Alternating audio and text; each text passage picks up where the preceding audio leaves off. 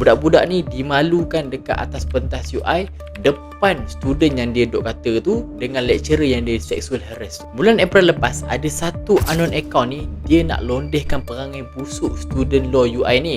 Dia pun pergilah viralkan screenshot yang dia dapat daripada private group chat tu dekat Twitter. Tapi gang ni buat relax ke? Bagi dia benda ni benda lawak.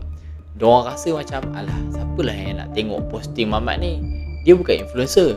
Tapi sebenarnya diorang silap. Screenshot tu sebenarnya dah trending dekat Twitter, nama diorang pun dah busuk.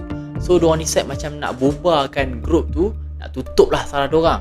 Tapi dah terlambat sebab satu Indonesia dah dapat dah screenshot tu. Siasaan diorang ni tak stop dekat situ je.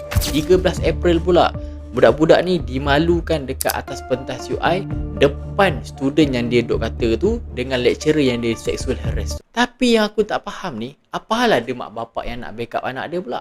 UI ni pula gantung budak-budak ni 6 minggu je. Patut buang je. Netizen anggap UI ni tak ambil berat langsung pasal kes seksual ni. Itulah sebab kenapa ramai lagi yang masih normalisekan benda-benda kotor ni. Tapi nasib baik Business Law Society dekat sana buang 15 daripada 16 orang tu. Itu kita baru cerita yang dekat dalam Indonesia. Dalam Malaysia ni pula cebok duk tayang teater yang soft porn. Aduh lah, apa benda yang jadi sebenarnya ni? Stop lah normalize benda-benda kotor ni dekat mana-mana platform pun. Benda ni boleh rosakkan pemikiran budak-budak. Akses sekarang pula dekat hujung jari je. Saya ada buat satu akademi yang fokus untuk budak yang pandai tapi nak jaga adab. Tekan link dekat bio.